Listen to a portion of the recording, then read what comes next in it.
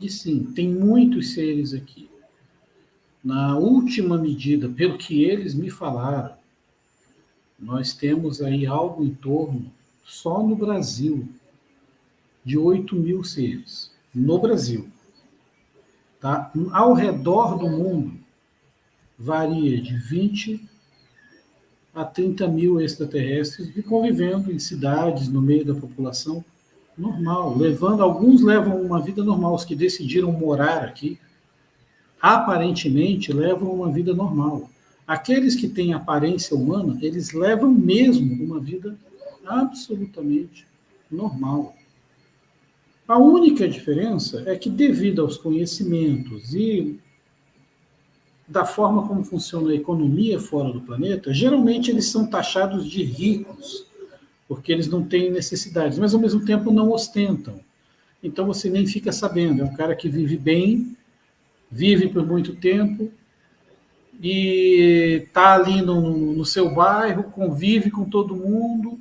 A única diferença é que muitas vezes, devido à própria fisiologia deles e à tecnologia dos locais onde eles vivem, eles simplesmente não envelhecem. Então acontece muito deles morarem anos em um local e depois se mudarem.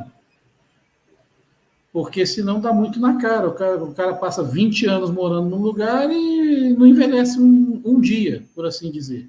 As pessoas iam passar a desconfiar. Quando a pessoa fica lá uns 10 anos, fala, não, o cara é conservado. Se mudou, que pena, o cara era tão legal.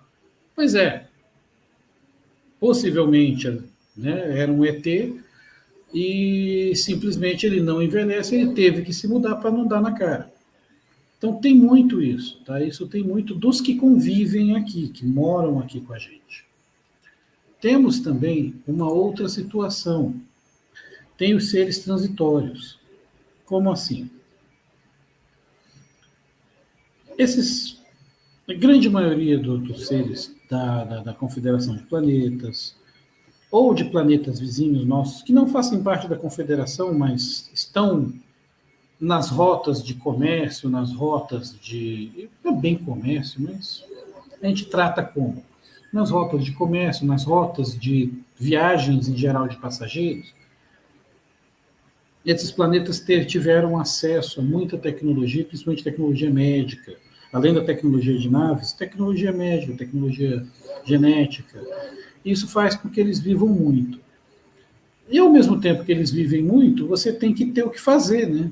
Você não pode viver 2.000 anos, 3.000 anos e fazer uma faculdade só, você aprender a ter uma profissão só, você saber fazer uma tarefa única.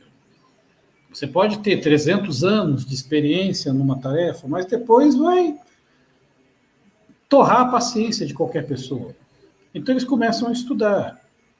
E aí, vamos supor, primeiramente ele se forma como engenheiro, aí depois ele vai fazer astrobiologia, resolve fazer uma exobiologia, e aí vai ter que quê? Vai ter que viajar para conhecer outros entes biológicos pela galáxia. E numa dessas ele vem parar aqui. Vamos ver como é a vida lá na Terra. Nossa, é um planeta que tem muitas espécies. Vale a pena ir para lá para estudar. Vale a pena ir para lá para observar. Tem gente que vem para cá para quê? Para olhar, ver como é que é a vida. Às vezes, alguns seres comentam que eles veem a gente, tá, em alguns planetas, não são todos, mas em alguns planetas eles comentam assim, olha, há muito tempo atrás, num passado muito distante, numa época sombria, o nosso planeta era igual ao seu. Você tinha essa divisão de países, essa questão econômica, negócio de moeda, de dinheiro. Hoje em dia a gente não tem mais nada disso. Mas já fomos como vocês. Então a gente até olha, não só pela antropologia, a gente olha para vocês também pela questão histórica, de ver uma sociedade como ela é, olhando para o passado da sua própria sociedade. Então é como para a gente hoje visitar uma aldeia remota, visitar um povoado muito de interior. A gente faz isso. E os ETs também fazem. A diferença é que, como eles podem viajar entre sistemas solares, entre planetas, eles fazem isso a nível planetário. Na questão biológica, eles também fazem estudos de análise genética, eles fazem estudos de compatibilidade. Vou dar um exemplo. Uma vez que eu fui no refúgio deles, se vocês olharem as outras lives antigas, vocês vão entender do que eu estou falando. Um dos seres trouxe uma aranha. Tá? E como a aranha é um bicho que eu tenho muito medo, eu estudei meu inimigo, vamos colocar assim. Eu aprendi tudo que eu podia sobre aranhas. Aí eu olhei aquela aranha e falei, nossa, essa aranha é uma caranguejeira. O veneno dela é fraco para o ser humano. Aí ele olhou para mim, para o ser humano, para nós, esse veneno seria mortal. Aí eu falei, sério? Por quê? Porque é um veneno que na nossa pele é necrosante. Ah, tem uma aranha, assim, assado, que tem esse efeito no ser humano. Aí ele falou, não, pois é, essa a gente já pegou. E aí é engraçado, porque ela é inerte na gente. Então, ou seja, é exatamente o oposto. Então, eles pegaram esse espécime para analisar. Porque eles falaram, se a gente conseguir estudar esse veneno, a gente pode criar um soro que, em caso alguém seja picado por uma dessas aqui, ou se envenene com algo parecido em algum outro planeta, a gente tenha uma solução para isso. Ou um soro, ou a programação de uma nanomáquina que possa destruir especificamente essas moléculas do veneno. Então, assim, eles fazem esse tipo de estudo. E esse é um dos motivos. Tem muita gente que pergunta, o que um ET vem fazer aqui? Bom, acabei de dar um exemplo do que eles vêm fazer aqui.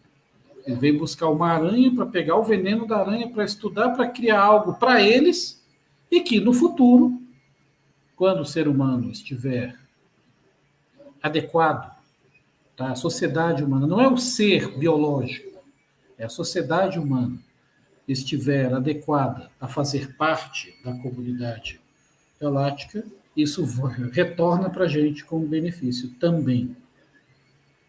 Porque, também já expliquei em lives anteriores, eles não usam moeda, eles não usam dinheiro, não é algo que não faz sentido para eles. A economia deles é completamente diferente. Você não luta para sobreviver.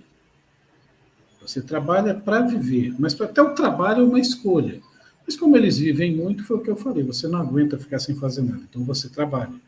Você trabalha pelo prazer de trabalhar, pelo prazer de produzir, pelo prazer de criar algo, pelo prazer de ser o melhor naquilo que você faz.